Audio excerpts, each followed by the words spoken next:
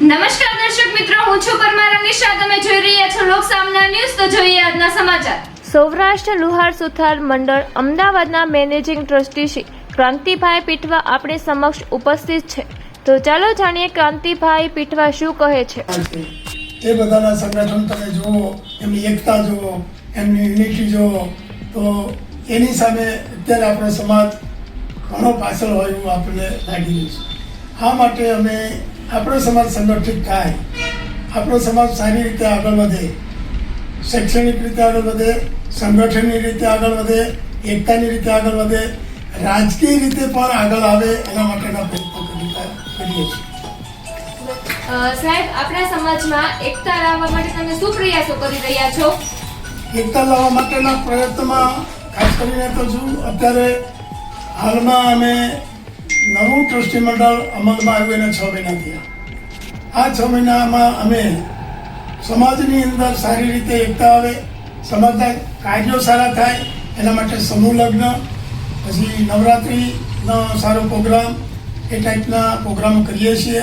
સમૂહ લગ્નની અંદર આ વર્ષે અમે 24 કન્યાઓને નિઃશુલ્ક ₹1 લીધા વગર આપણા જરૂરિયાતમંદ છોકરીઓ બધી સમૂહ લગ્નની અંદર સારી રીતે ભાગ લઈ શકે, પોતાના ઘેર પણ સારી રીતે લગ્ન ના કરી શકે એવા સારી રીતે લગ્નનો લાભ લઈ શકે, એ માટે અમે પ્રયત્ન કરી અને ભવ્ય રીતે અમે સારી રીતે 24 કન્યાઓના સમૂહ લગ્ન કર્યા.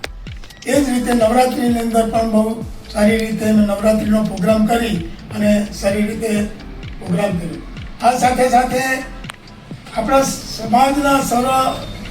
સમાજને સારી સગવડતા મળે એના માટે હાથીજણ ખાતે અમારી એક જગ્યા આવેલી છે, જેની અંદર અમે ભવ્ય મોટું ભવન તૈયાર કરવા માટે પ્રયત્ન કરી રહ્યા છે. એ ટૂંક સમયમાં એની બધી પ્રક્રિયા ચાલુ છે. એ ભવન અમે તૈયાર કરવા જઈ રહ્યા છે. એ ભવનની સાથે સાથે એની અંદર બોયઝ હોસ્ટેલ અને સાથે સાથે મોટી વાડી અને સારી રીતે લગ્ન પ્રસંગ કરી શકે, એક સાથે 2 લગ્ન પ્રસંગ કરી શકે એ ટાઈપનો મોટો હોલ, બેન્ક્વેટ હોલ બનાવવાના અમે બધા પ્લાનિંગ કરેલું છે અને એની બધી પ્રગતિ ચાલુ છે. સાહેબ, આપની પર એવો આક્ષેપ લગાવવામાં આવ્યો છે કે તમે અલગ અલગ સંગઠન બનાવીને સમાજને તોડવાનું કામ કરી રહ્યા છો, તો તેમના વિશે તમે શું કહેવા માંગો છો?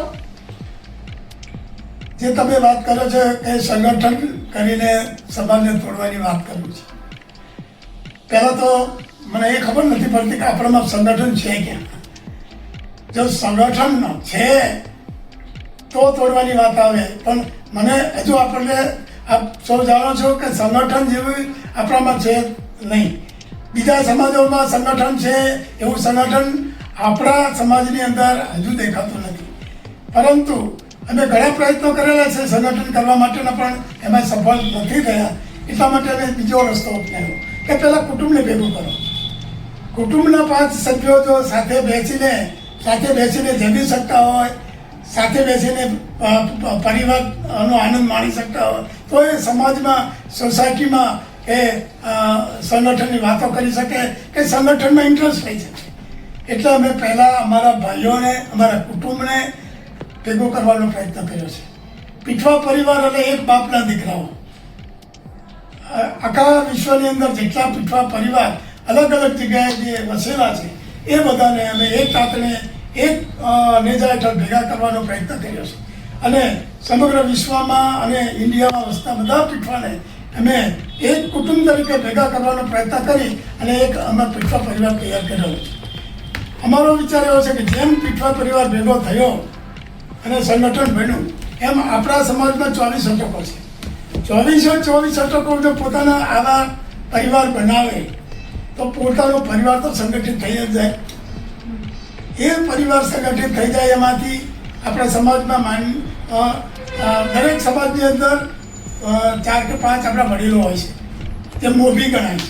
અને એ મોભીનું પોતે પરિવાર એનું જે કંઈ સલાહ સૂચન કરે એ માનતા હોય છે.